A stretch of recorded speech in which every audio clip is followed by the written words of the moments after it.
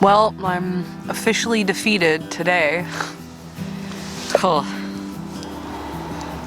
It's pretty overgrown, but in there are all the tomato plants and the eggplants that I'm gonna plant in that area that I tilled today. So now the plan is to dig those up, move them over to the new property and plant them out.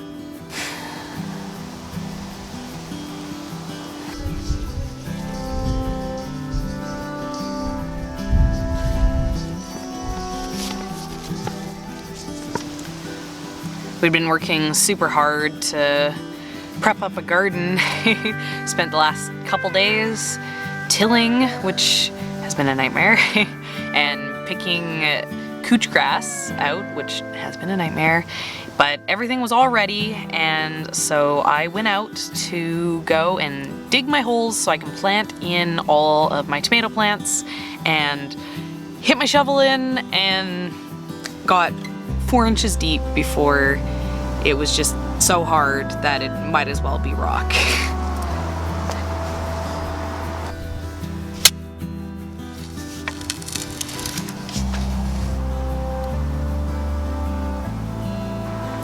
I knew that starting a fresh garden in this spot was gonna be a struggle.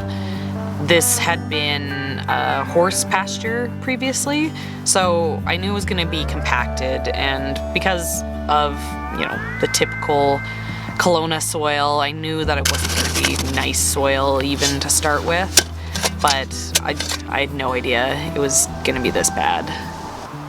It's literally so hard that I can't dig it.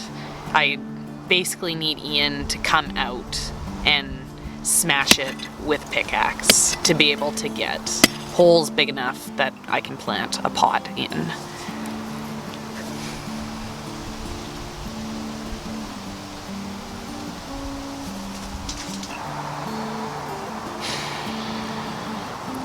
I know the solutions. I know how to fix the problem, but there is no easy fixes. It's a multi-year process of breaking up the soil. The situation's so bad, it's, you know, it's not just I bring in a broad fork and I fluff it up.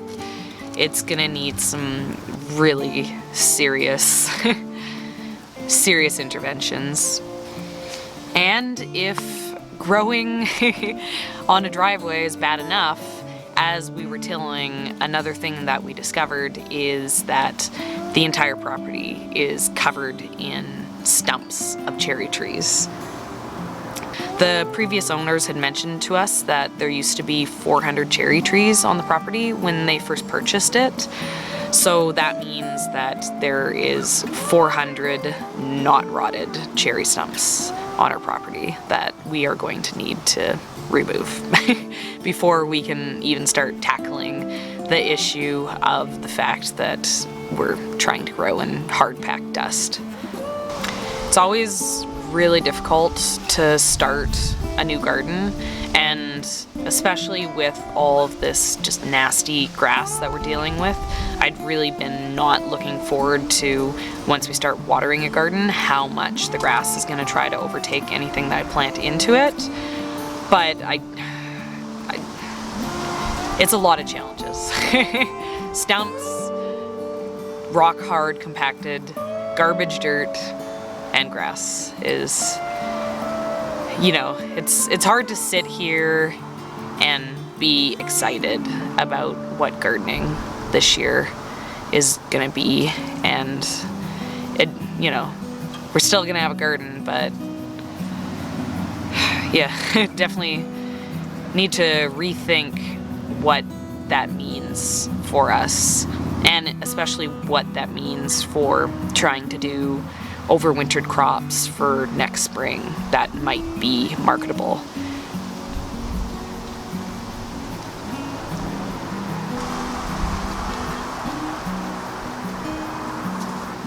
It's hard because we've been working as hard as we can all day, every day since we got this place, and we're tired and it's hot. It's like 35 here, and it, you know, it adds on every day, and we're getting to the point that it hasn't really felt like we've had any victories yet, because we have a million things just partially completed.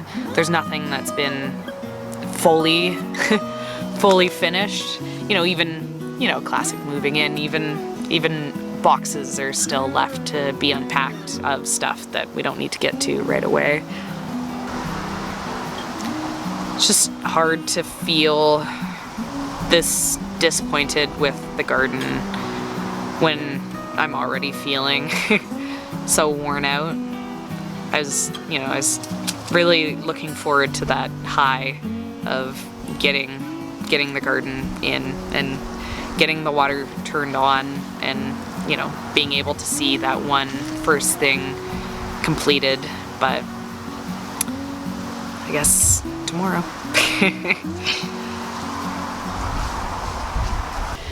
So if you guys have any tips to help me out with the compacted soil, I definitely appreciate you can throw me some tips down in the comments. I need all the help I can get, and, you know, hopefully I'll be able to share with you how good the garden looks tomorrow after we pickaxe holes into the ground.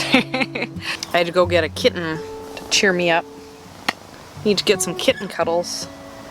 And he doesn't even want to hang out with me. What kind of kitten are you? What kind of kitten are you? Won't even hang out.